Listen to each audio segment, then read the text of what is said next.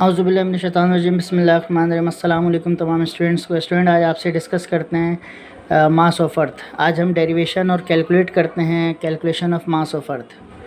तो कंसीडर, ये देखिए हमने डायग्राम कंसीडर करी। Consider M is a mass of earth. ये जो बड़ा वाला सर्कल है इसको हमने अर्थ कंसीडर किया है।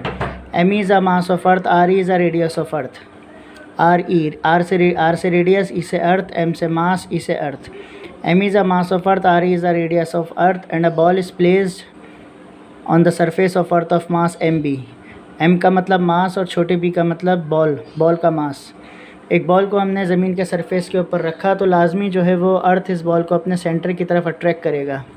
आइए रीड करते हैं। Consider M is a mass of earth and R is the radius of earth and a ball of mass MB placed on the surface of earth.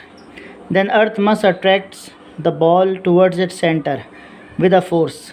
Mathematically this force can be expressed as ball को जो है ज़मीन अपने centre की तरफ जिस force से attract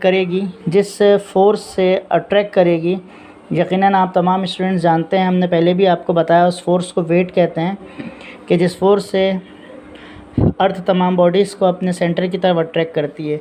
तो this force can be expressed as, this is called weight and the formula of weight is mg।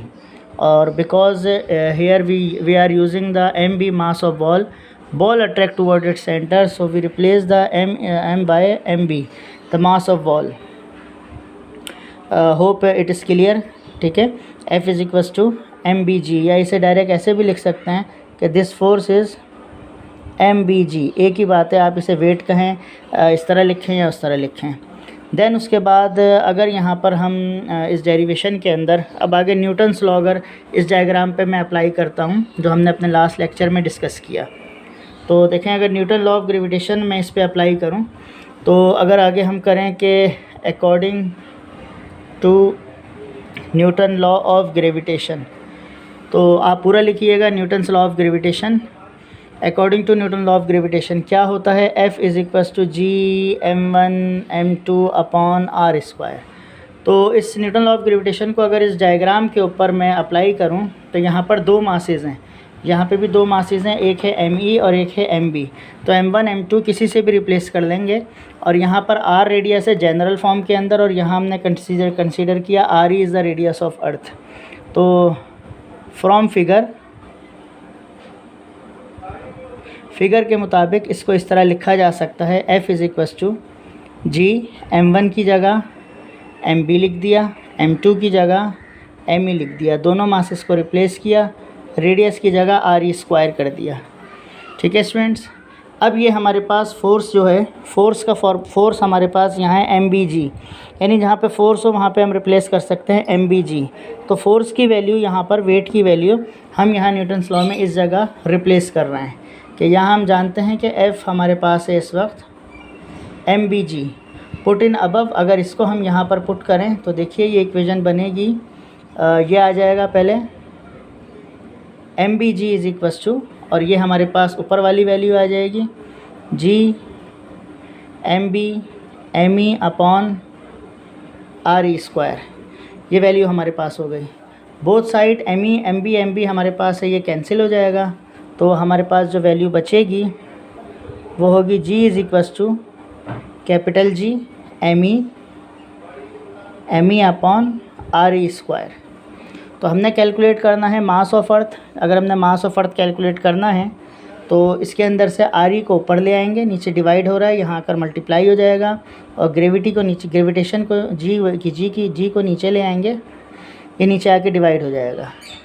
तो देखिए ये अगर ये यहाँ आएगा r यहाँ मल्टीप्लाई होगा तो g के साथ मल्टीप्लाई हो जाएगा r स्क्वायर, और ये g अगर नीचे शिफ्ट होगा तो ये g यहाँ नीचे आ जाएगा और ये सेपरेट हो जाएगा हमारे पास me।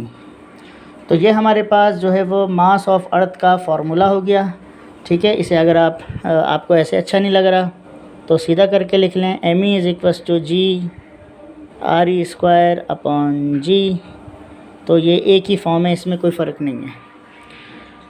तो स्टूडेंट्स ये हमारे पास फार्मूला हो गया me का, मास ऑफ अर्थ का। इसमें ग्रेविटी की वैल्यू भी, छोटे g की वैल्यू भी हमारे पास कांस्टेंट होती है, छोटे g की वैल्यू भी कांस्टेंट होती है, r की वैल्यू भी कांस्टेंट है, कैपिटल G की वैल्यू भी कांस्टेंट है। इन तमाम वैल्यूज़ को जब हम सब्स्टिट्यूट करेंगे तो ये डेरिवेशन ड्राइव हुआ फार्मूला हमारे पास आ गया जी का। तो इसमें जब वैल्यू सब्स्टिट्यूट करेंगे तो न्यूमेरिक फॉर्म के अंदर हमारे पास मास ऑफ अर्थ भी आ जाएगा। ठीक है स्टूडेंट्स, तो उम्मीद है आपको ये चीज़ क्लियर हुई होगी। सबसे पहले हमने कंसीडर किया M E is a mass of earth, R E is the radius of earth and M B is a mass of ball placed on the surface of earth, then earth must attract the ball toward its center.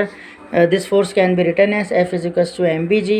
then इसी के ऊपर हमने जो है वो Newton law of gravitation का formula apply किया जिसके अंदर दो मासेज हैं और उसके बाद जो है हमने उसको M B M E upon R E square से रिप्लेस किया। दोनों फोर्सेस को कंपेयर किया तो ये इक्वेशन हमारे पास बन गई। एम बी फिर इसमें कैंसिल हुआ और हमने सेपरेट कर लिया एम ई। तो ये हमारे पास मास ऑफ अर्थ का फार्मूला आ गया और इसकी वैल्यू सब्स्टिट्यूट करेंगे तो न्यूमेरिक फॉर्म में मास ऑफ अर्थ आ जाएगा।